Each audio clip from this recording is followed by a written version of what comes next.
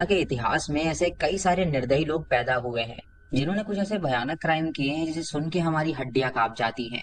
लेकिन ये जो कहानी है ये एक ऐसे कातिल की कहानी है। इसी कहानी सुन के आपकी हड्डियां ही नहीं बल्कि रूह भी कांप जाएगी। इसी कहानी बहुत अच्छी है जो कि आपको बेहद पसंद आएगी, तो आप इस वीडियो को अंत तक जरूर देखिएगा।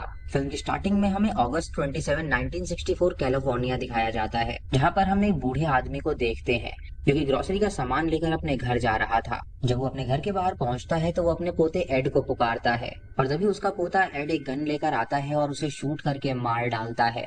उसके बाद एड अंदर जाता है जहां हम देखते हैं कि उसने अपने दादी को भी जान से मार डाला था। फिर वो अपनी माँ को कॉल करता है और उसे ये बताता है कि उसने अपने दादा और दादी को मार डाला है और उसने ठीक वैसा ही किया है जैसा वो चाहती थी। इस हादसे के बाद एडमंड को हॉस्पिटल भेज दिया गया था, जहाँ पे सन 1969 में उसे रिलीज कर दिया जाता है और उसका साइकाइट्रिस्ट उससे बात कर रहा होता है, जहाँ वो उसे बताता है कि उसके मन में जो थॉट्स आते हैं अब वो उसे नहीं आएंगे और जो दाना उसे दिखाई देता है वो भी उसे नहीं दिखेगा। तो चिंता ना करे, वो आराम से अब अपने घर जाए क्योंकि अब उसकी मानसिक स्थिति बिल्कुल सही हो चुकी है।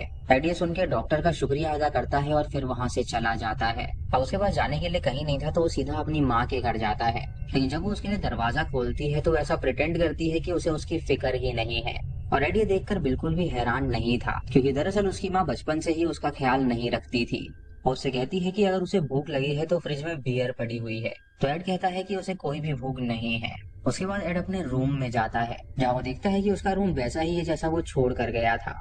उसकी जो माँ थी वो मेंटली डिस्टर्ब थी, इसीलिए वो दिन भर सिगरेट और दारू पीती रहती थी और वो अपने बेटे का बिल्कुल भी ख्याल नहीं रख पाती थी। वो दोनों बात कर ही रहे होते हैं कि अचानक से उसकी माँ की दोस्त वहाँ पर आ जाती है।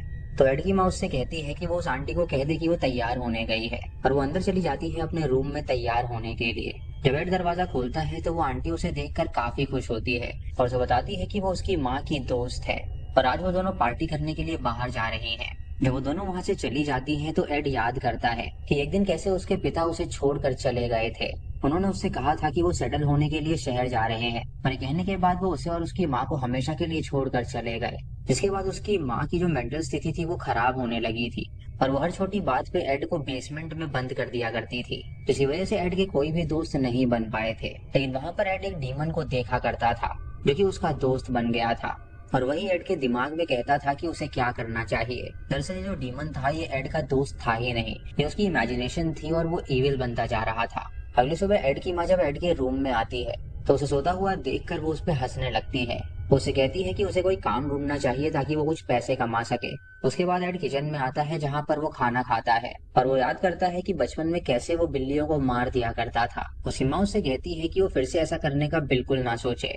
इस बात पे उसकी माँ और उसकी लड़ाई हो जाती है क्योंकि एड का ये मानना था कि बचपन से ही उसकी माँ उसका ख्याल नहीं रखती थी और उसकी माँ को इस बात का काफी ज्यादा रिग्रेट था। लेकिन वो एड के सामने बिल्कुल भी ऐसा व्यतीत नहीं करती थी कि उसे जरा सा भी रिग्रेट है। अब एड को वहाँ रहते हुए कई महीने हो जाते हैं पर अब तक एड कोई भी जॉब नहीं ले पाया था। उसकी माँ और उसकी हमेशा लड़ाइयाँ हुआ करती थी, जिसकी वजह से उसकी माँ उसके लिए काफी ज्यादा कंसर्निंग थी। जब उसकी माँ एक बार में अपनी दोस्त के साथ होती है तो वो उसे बताती है कि कैसे एड का बर्ताव धीरे धीरे बदलता जा रहा है। जब बचपन में वो उसे देखती थी तो वो बीमार हो जाती थी क्योंकि वो बहुत ही बुरी हरकतें किया करता था, इसीलिए वो उसे बेसमेंट में बंद कर देती थी और आज भी वो सुधरा नहीं है और उसके अंदर उसे वही वाइब आती है। उसकी दोस्त उससे कहती है कि वो चिंता ना करे, उसका बेटा पूरी तरह ठीक हो जाएगा।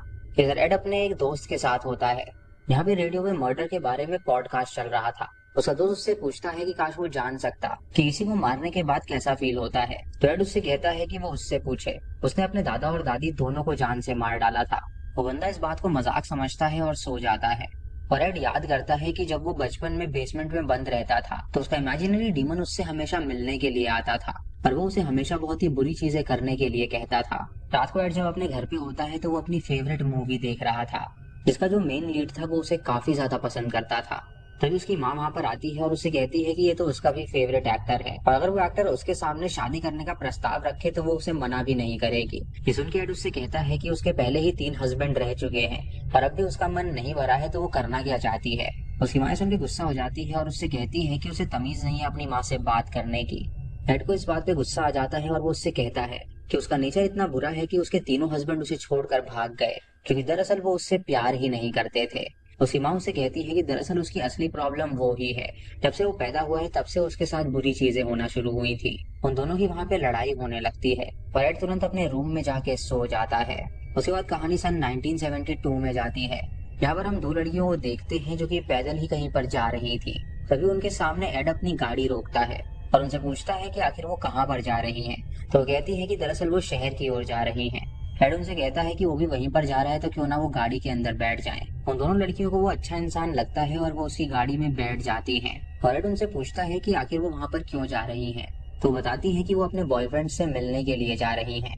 बातों ही बातों में एड उन्हें दूसरे रास्ते ले जाता है और लड़कियां देखकर काफी ज्यादा डर जाती हैं और उससे पूछती हैं कि आखिर वो उन्हें कहाँ पर ले जा रहा है। तभी एड एक सुनसान जगह पर गाड़ी रोकता है और अपनी गन निकाल के उन पे तान देता है, जिससे वो लड़कियां जोर से चिल्लाने लगती हैं और रोने लगती हैं। उनसे कहता है कि अगर वो ज्यादा चिल्लाएंगी तो वो उनके मुंह पे गोली मार देगा। जो पीछे लड़की बैठी होती है वो उसे तुरंत बाहर निकालता है और उसे जबरदस्ती गाड़ी की डिक्की के अंदर डाल देता है और दूसरी लड़की को सीट पे उल्टा लेटने के लिए कहता है। और जब वो लड़की ऐसा करती है तो अपना चाकू निकालता है और उसके दिल में उसे घुसा देता है, जिससे उस लड़की की वहीं पर मौत हो जाती है। वो उस दूसरी लड़की को भी जान से मार डालता है और उनकी बॉडी के छोटे छोटे टुकड़े कर देता है और उसके बाद वो उनकी बॉडीज की फोटोज भी खींचता है, जिसे वो अपने पास रख लेता है अपने एंजॉयमेंट के लिए। फिर वो अपने घर जाता है जहाँ पर वो उन फोटोज को देख रहा होता है और तभी उसकी माँ उसके रूम में आ जाती है तो वो तुरंत उन फोटोज को छुपा देता है। एड वहाँ पर अपनी माँ को एक लेटर देता है कि वो उसे मिस करता है और उसकी माँ उस लेटर को देखकर तुरंत डस्टबिन में डाल देती है और उसे कहती है कि वो फिर से एक नई ट्रिप पे जा रही है। एड जब ये देखता है तो उसे बहुत ही ज्यादा बुरा लगता है और उसकी माँ बाथरूम में जाकर रोने लगती है, क्योंकि वो खुद नहीं जानती थी कि वो अपने ही बेटे के साथ ऐसा क्यों कर रही थी।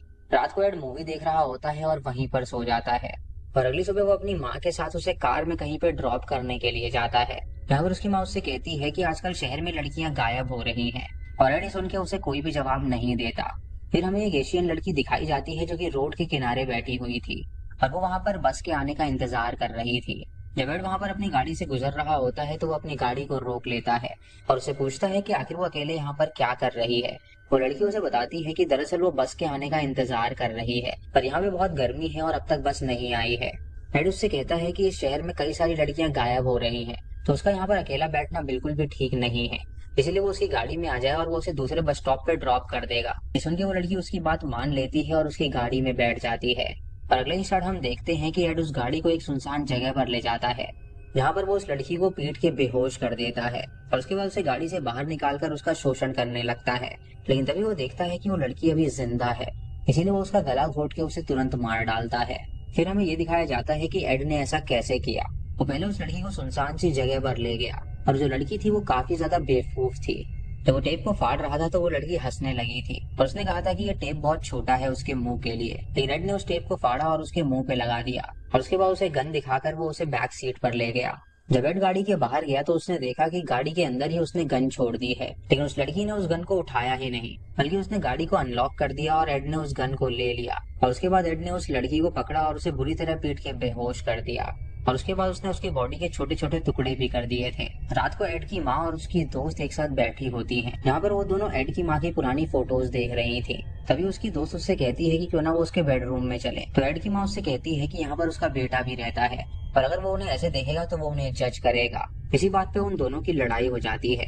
तो उसकी माँ की दोस्त कहती है कि पिछली बार भी वो उससे काफी ज्यादा लड़ी थी, जिसकी वजह से उनका जो वेकेशन था वो बर्बाद हो गया था। पर अब उसमें हिम्मत नहीं है उससे लड़ने की, तो वो यहाँ से जा रही है। जब वो वहाँ से निकलती है तो वो एड को देखती है और वो उससे कहती है कि उसकी माँ अभी बहुत ही बुरे मूड में है, तो वो उससे बिल्कुल भी बात ना करे और सीधा अपने रूम में जाकर सो जाए।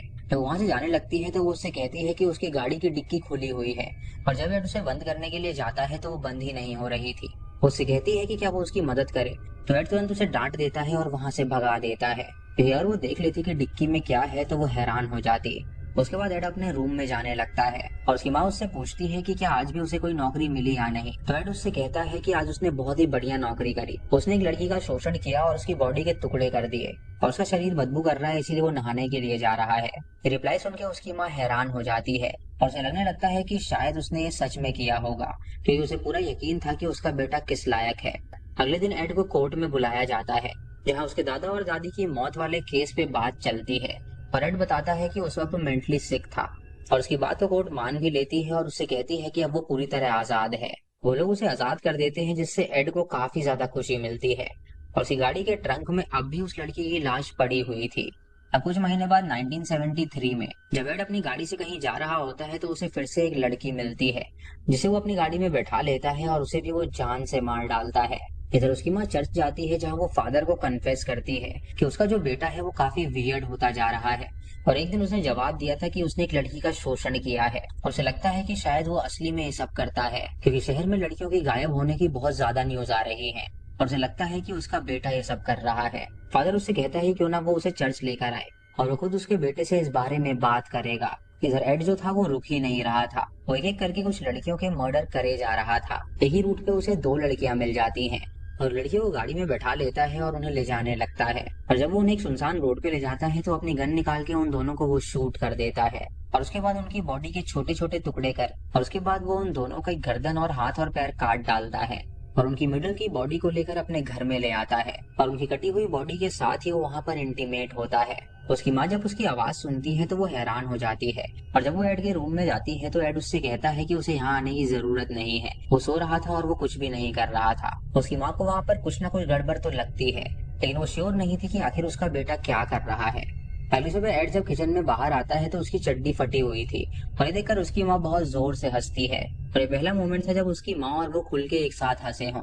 एड को ये बात काफी ज्यादा अच्छी लगती है और उसके बाद उसकी माँ उससे कहती है कि वो उसे चर्च लेकर जा रही है लेकिन एड अपने दिमाग में सोचता है कि वो डेविल है तो वो चर्च नहीं जा सकता, इसीलिए वो अपनी माँ से कहता है कि आज वो नहीं जाएगा, वो परसों जाएगा। उसे लगने लगा था कहीं ना कहीं उसकी माँ उस पर शक करने लगी है, इसीलिए गुस्से में आके वो तुरंत अपने रूम में जाता है जहाँ वो उस लड़की की कटी हुई बॉडी को लेता है और फिर से उसके साथ इंटीमेट होने लगता है। उसके बाद वो एक और लड़की फंसाता है और उसकी लाश को भी काट डालता है और उसके जो हाथ और पैर होते हैं वो समुद्र में बहा देता है। कुछ दिनों बाद पुलिस को जब वो बॉडी पार्ट्स मिलते हैं तो वो हैरान हो जाते हैं और न्यूज में भी ये खबर आने लगती है। तो सीमा जब ये न्यूज देखती है तो एड की माँ को शक होने लगता है कि जरूर उसका बेटा ही ये सब कर रहा है, इसलिए वो तुरंत उसके रूम में जाती है और छानबीन करने लगती है जहाँ पर उसे कुछ भी खास नहीं मिलता। तभी एड भी उस रूम में आ जाता है और अपनी माँ से कहता है कि वो उसके रूम में क्या कर रही है। तो उसकी माँ उससे पूछती है कि क्या उसने उन लड़कियों को मारा है, तो वो कहता है कि वो ऐसा बिल्कुल भी नहीं करेगा। अब उन दोनों की वहाँ पर लड़ाई होने लगती है जिससे कि एड बहुत ज्यादा गुस्सा हो जाता है और वहाँ से चला जाता है और उसकी माँ जब उसका ड्रॉर खोलती है तो उसके अंदर उसे उसके लिए एक लेटर मिलता है जिसे पढ़ के उसकी माँ वहीं पर रोने लगती है और वो आईने में खुद को देखती है और एहसास करती है कि वो कितनी गंदी माँ है क्योंकि अपने बेटे को वो प्यार नहीं दे पाई जो एक माँ देती है। एड गुस्से में बाहर चला जाता है और वो सारे विक्टिम्स को याद करने लगता है और वो एक गैराज के सामने अपनी गाड़ी रोकता है और सब कुछ सोचने लगता है और वो इतना ज्यादा टेंशन में था कि वो अपने फेवरेट एक्टर को इमेजिन करने लगता है क्योंकि उसे बताता है कि उसे अपनी माँ को खत्म करना होगा, इसलिए तुरंत वापस अपने घर चला जाता है और रात को उसकी माँ जब सो रही होती है तो वो उसके रूम में आता है और एक हथौड़े से वो उसके सर पे वार करता है जिससे उसकी माँ की मौत हो जाती है। उसके बाद वो उसकी बॉडी के टुकड़े करके उसे श्रेडर में डाल देता है जिससे कि उसकी माँ की बॉडी पूरी तरह वैनिश हो गई थी। अगली सुबह उसकी माँ की दोस्त जब घर के अंदर आती है तो वो देखती है कि वहां पर उसकी दोस्त मौजूद नहीं है, लेकिन तभी एड उसे पीछे से पकड़ लेता है और उसकी गर्दन मोड़ के उसे जान से मार डालता है। उसके बाद एड नहीं रुकता और वो ऐसे ही कई सारी लड़कियों का शिकार करता है, लेकिन एक दिन उसे एहसास होता है कि आखिर वो ये कर क्या रहा है, इसलिए वो तुरंत एक पुलिस स्टेशन में कॉल करता है और कहता है कि उसने सबको मार दिया है तो वो अपने आप को सरेंडर करना चाहता है और पुलिस वहां पर जाकर उसे तुरंत गिरफ्तार कर लेती है। जब उसकी इंटेरोगेशन एक साइकाइट्रिस्ट करने के लिए आता है तब वो उससे कुछ सवाल पूछता है तो एड उसका सही जवाब देता है, उसे सारी बात कन्फेस करता है कि कैसे उसने लड़कियों को मारा था और उसके बाद वो साइकाइट्रिस्ट वहां से जाने के लिए बटन दबाता है लेकिन वो बटन काम नहीं कर रहा था जिसकी वजह से कोई भी नहीं आता गेट खोलने के लिए और इसी बात का फायदा उठाकर एड उससे कहता है कि उसका मन कर रहा है कि वो उसे भी यहीं पर जान से मार डाले। जिससे वो जो साइकाइट्रिस्ट होता है वो बहुत ज्यादा डर जाता है और उसके पसीने छूट जाते हैं और वो एड से कहता है कि वो यहाँ पर उसे बिल्कुल भी नहीं मार सकता, लेकिन एड कहता है कि उसने इतनी सारी लड़कियों को मारा है तो क्यों ना आज वो यहीं पर एक और कत्ल करे और ये इतिहास में पहली बार होगा कि पुलिस स्टेशन में किसी ने किसी को मारा। तभी वहां पर पुलिस वाला आ जाता है और दरवाजा खोल देता है